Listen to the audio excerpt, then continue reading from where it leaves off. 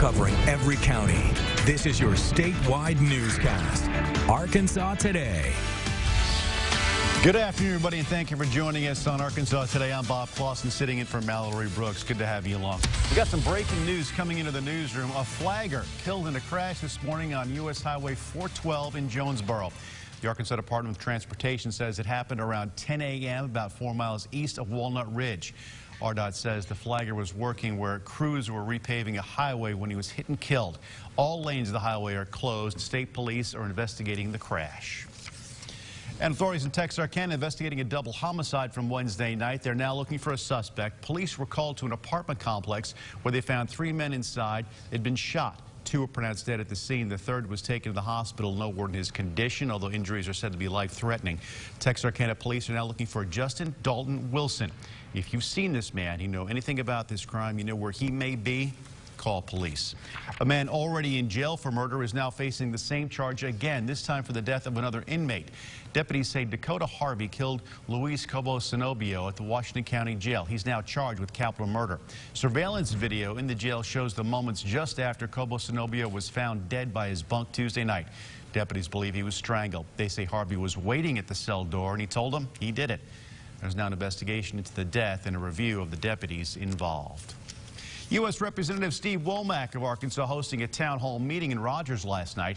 Voters voiced their opinions and they asked representative questions, a number of things. Womack also commented on several hot-button issues, including veteran safety, in response to recent events with the Fayetteville VA pathologist Dr. Robert Levy. FEMA assistance also in the River Valley, and gun control. Womack says holding these town hall meetings is helpful to finding solutions in Washington.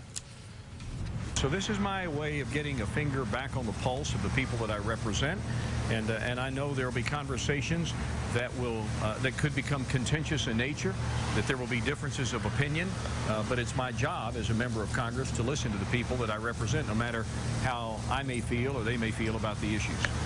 The next town hall meeting will be held in Harrison. That's going to be September 3rd.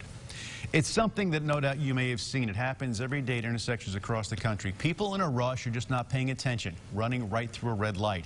AAA says the number of people dying in red light crashes has hit alarming levels. As Tom Costello found out, it is now at a 10-year high. They can be devastating and deadly. Every 12 hours in this country, somebody dies when a car runs a red light. 939 deaths in 2017, the most recent year on record, up nearly 30% since 2012. Montgomery County, Maryland Battalion Chief James Carpenter has been responding to accidents for 23 years. Red light T-bones, he says, are among the most serious. I've seen cars ripped in half, like a cartoon. Major injuries from femur fractures, so long bone, lower leg fractures, lacerations, head trauma. This morning, AAA reports nearly half of the people killed in red light crashes, 46%, were passengers or people in the vehicle that was struck, while 35% of the fatalities were the drivers. Pedestrians or cyclists made up just 5%. The state with the highest rate of running red light deaths, Arizona.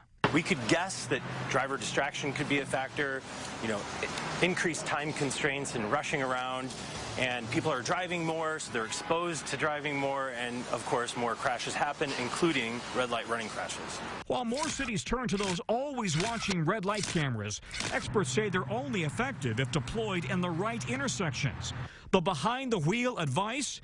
When approaching a light that's been green for a while, prepare to stop by taking your foot off the gas. Tap the brakes to warn potential distracted drivers behind you that you might stop. And when the light turns green again, wait a few seconds to make sure the intersection is clear and safe. A few seconds to avoid a life-changing injury. It can affect people's livelihood. You can't work, can't take care of your family. Tom Costello reporting there. Well, back here in Arkansas, the scholarship lottery and the U of A introducing a new Razorback-themed scratch-off ticket. It was a celebration at the Donald W. Reynolds Razorback Stadium. Fans met coaches, Razorback cheerleaders, and, of course, Big Red.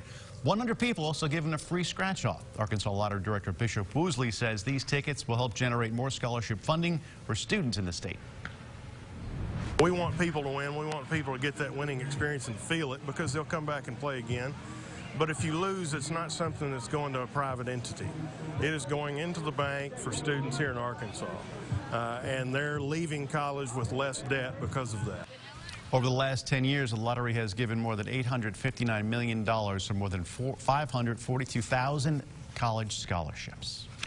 Hurricane Dorian hit the U.S. Virgin Islands yesterday. Heavy rain causing water to cascade through St. Thomas as driving winds battered trees there.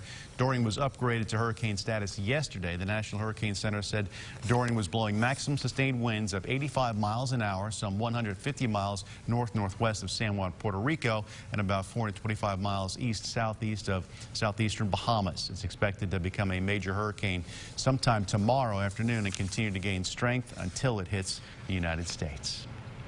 Gold, silver, and bronze medals that will be awarded to athletes during the 2020 Tokyo Paralympics on display in Tokyo. The design is based on Japanese fans and depicts the rocks, flowers, trees, leaves, and water, the country's basic natural bounty. Braille on the medals spells out Tokyo 2020, and recessed dots make it possible to distinguish gold from silver or bronze just to the touch. Taking a look at this day in history, in 1888, the town of Mansfield in Sebastian County was incorporated. Mansfield represents the combining of two local communities on the Sebastian-Scott County line, Coop Prairie and Chuckoville. In 1997, the streaming giant that created the binge watching we all have partaken in, Netflix, was founded. And thus the demise of Blockbuster began. Since then, they have gained over 150 million customers.